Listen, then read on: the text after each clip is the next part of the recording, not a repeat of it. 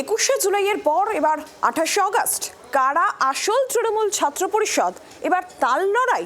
গান্ধী মূর্তির চত্বরের দখল নিতে সংঘাতে মমতা তৃণমূল বনাম ঋত তৃণমূল।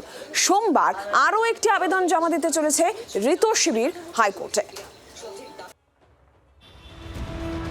জোড়া ফুলে কাটে কাটাক্কার, প্রতীক কার হাতে থাকবে তা নিয়ে লড়াই চলছে। তার মধ্যে আরও একবার রাজপথে এসে পড়ল শরিকি বিবাদ। 21শে জুলাইয়ের পর এবার 28শে আগস্ট নিয়ে দড়ি টানাটানি। ক্ষমতায় থাকাকালীন প্রতি বছর 28শে আগস্ট গান্ধী মূর্তির সামনে সংগঠনের প্রতিষ্ঠা দিবস পালন করে আসত তৃণমূল ছাত্র পরিষদ। দল ক্ষমতায় থাকায় এতদিন কোনো অনুমতির প্রয়োজনে পড়তো না। এবার বিধিবাম দলের ভরাডুবি হতেই আড়াআড়ি ভাগ হয়েছে দল। একদিকে মমতা তৃণমূল, অন্যদিকে ঋতব্রত তৃণমূল। ফলে 28শে আগস্টের সভা নিয়েও শুরু হয়েছে দড়ি টানাটানি। গান্ধী মূর্তির সামনে সভা করার অনুমতি চেয়ে আগেই হাইকোর্টের দ্বারস্থ হয়েছে মমতার শিবির। বসে থাকার পাত্র নয় ঋত তৃণমূলও। আসল তৃণমূল ছাত্র পরিষদ কারা, সেই লড়াই শুরু হয়ে গিয়েছে।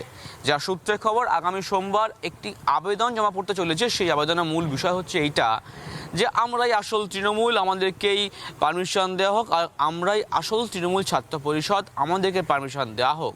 এই মর্মে ঋতব্রত শিবির তার আবেদন করতে চলেছে। জোড়াফুলের এই শরিকি দ্বন্দ্বে অবশ্য আগ্রহ দেখাচ্ছে না শাসক শিবির। ইন্টারেস্টেড নয় কে ছাত্র পরিষদ, কে অরিজিনাল, কে মমতার গোষ্ঠী, কে অভিষেকের গোষ্ঠী, কে ঋতব্রতর গোষ্ঠী, এগুলো নিয়ে সিরিয়াসলি আমাদের একদম ইন্টারেস্ট নেই। পশ্চিমবঙ্গকে 50 বছর 100 বছর পিছিয়ে দিয়েছেন মমতা ব্যানার্জি, সিপিএম। আমরা এগিয়ে নিয়ে যেতে চাই, বাকি তারা কি করলো, মরলো, লড়লো আমাদের। 21শে জুলাইয়ের সভাস্থল নিয়ে শরিকি বিবাদ আগেই গড়িয়েছিল আদালত পর্যন্ত। শেষ পর্যন্ত আদালতের ঠিক করে দেওয়া জায়গাতেই সভা করতে হয় মমতার শিবিরকে। এবার টিএমসিপির প্রতিষ্ঠা দিবসে কোন গোষ্ঠী কোথায় কর্মসূচি পালন করবে তা নিয়ে জল্পনা তুঙ্গে। এই মামলা করার লড়াইয়ে কিন্তু এক ধাপ এগিয়ে আছে কালীঘাট শিবির।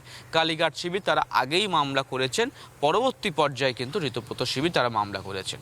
আশা করা যাচ্ছে আগামী সোমবার এই মামলার শুনানি হবে কলকাতা হাইকোর্টে। এখন হাইকোর্ট সিদ্ধান্ত নেবে যে কোন শিবির তারা গান্ধী মূর্তি পাদদেশ পাবেন এবং অনুষ্ঠান করতে পারবেন। অরিন্দম গণ্ডবংশু, জি 24 ঘন্টা, কলকাতা। বাংলার আওয়াজ, বাঙালির আবেগ, জি 24 ঘন্টা।